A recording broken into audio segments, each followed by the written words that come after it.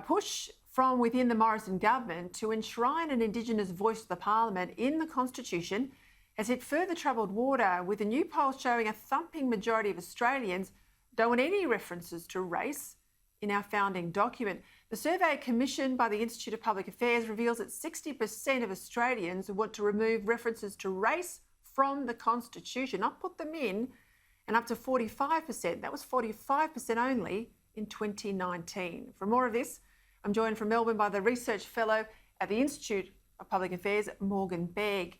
Morgan, that's a big lift, 45 to 60 in just over 18 months. What do you reckon about the voice to Parliament? Is it a doomed political project?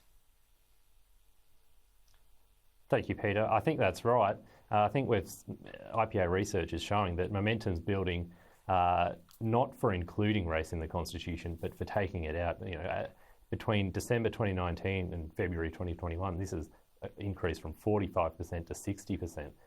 It shows that the ideals and the vision of mainstream Australians are more consistent with those Australians in 1967 who back then voted by an overwhelming majority of almost 91% to remove references to race from the Constitution. And those visions are completely inconsistent with the demands of a noisy minority of activists now who are pushing to establish a race-based body and insert that into the Constitution.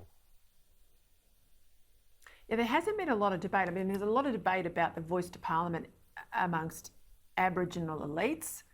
I doubt there's been, I know there was a consultation process, but I doubt it's top of mind for ordinary Aboriginal people, particularly in remote parts of Australia. There hasn't been much engagement with the broader Australian public, though. We know Ken Wyatt is talking about putting it through as legislation because he has said quite publicly on the record he thinks that a referendum would fail. Now, I have a real issue with that. I wrote about it in my column in The Australian today. You don't put something through the Parliament the Australian people wouldn't accept. This is where I think, particularly with Conservative, Scott Morrison's got an issue on his hands. That's absolutely right. The coalition government's really put itself into a no-win position here, and that's put Australians into a no-win position. The principle that you've outlined is absolutely right. If you're seeking constitutional change, then you should put that proposal to the Australian people. But in this instance, actually, even asking the question is very dangerous. For instance, if the question was put to Australians whether they would support establishing an Indigenous voice to Parliament and inserting it into the Constitution, you end up with two bad results. Either it's yes, and you have a permanent system of parallel political representation in the Constitution, or the answer is no, which is more likely, and Australians will forever be castigated as racist for opposing the proposal. So that's why it was badly handled. I think originally Mr Howard proposed it before the 2007 election. He was talking about change to the preamble, a recognition of Aboriginal people, wasn't very specific about what that would do. He obviously lost the election. Kevin Rudd came along, he did nothing about that. Julie Gillard came along, nothing about that. Tony Abbott always said he wanted a reference to Aboriginal people, but also to British foundations that helped develop modern Australia, and also our immigrant character. And he always argued that was then something in the preamble, a change that any Australian here today could recognise and own. And he felt that was the only way you get through a significant change. That's all been junked.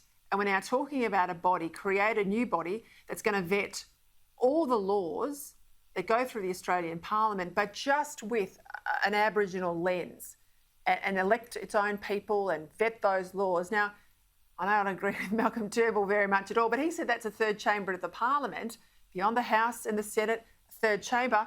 I'll have to agree with him. Absolutely. Mr Turnbull was absolutely correct at the time to say that. It rests on such a divisive and dangerous premise is that Indigenous Australians need a specific body for them because Indigenous Australians need different laws or policies in order to prosper or flourish. And of course, this is such a ridiculous notion. The policies and the ideas that lead to a prosperous and successful life are the same regardless of your skin colour. It's the dignity and availability of work, it's low crime, stable rights. families, access They're to not health and race-based education, human rights, exactly, and your rights and your and what you need to prosper in life does not depend on your race. And this leads to the argument that, okay, so this is a third chamber, and it is a third chamber. I can't understand the argument that this wouldn't be a third chamber that activists are consistently putting forward.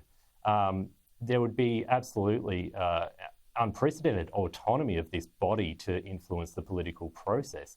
I haven't heard an adequate or satisfactory answer to the argument that I've made, which is that you could not go against the advice of the voice because you would be accused of being insensitive or being a racist.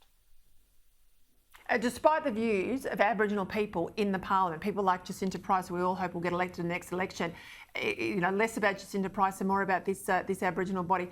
Got to leave it there, Morgan, but I guarantee this won't be the last time we talk about it. Thank you for your time. Thanks for having me.